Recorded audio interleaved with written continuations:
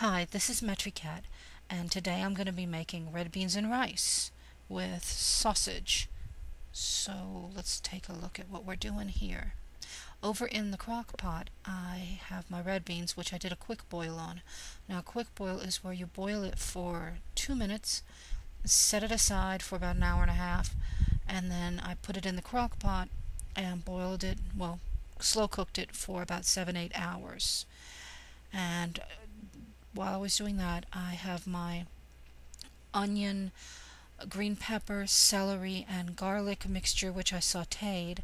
And once those got tender, to it I added 2 packs of smoked sausage, which I sliced into discs, and some ham cubes. A lot of times, well, it's better if you use back fat or pork bone, but I didn't have any accessible to me at the time.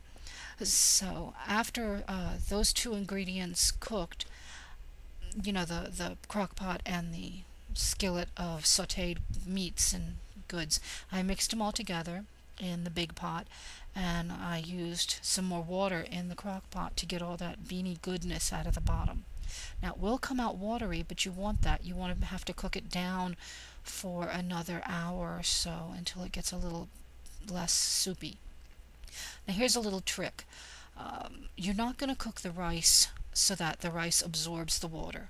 You're going to cook the rice until it's tender enough and then drain the excess water, kind of like you do spaghetti. You want to add a little bay leaf to it. And to make a perfect pile of rice, you take a little souffle, or whatever you call it, a little dish like that. You fill it with rice, and then you invert it onto the bowl. So, well, I find it easier if you fill it up, pack it down, and then put the bowl on top of it and flip it, kind of like when you flip a cake. And a lot of restaurants do that, and it just makes the dish look fancier.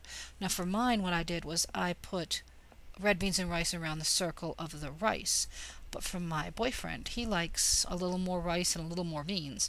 So I gave him 2 little piles of rice, and there were a lot more beans on it by the time I served it to him, but I just wanted to take a picture before the rice was completely covered. I guess that's pretty much it for the recipe. We don't have any filet here, so I used allspice instead. And there's my guy eating it, and he seems to enjoy it.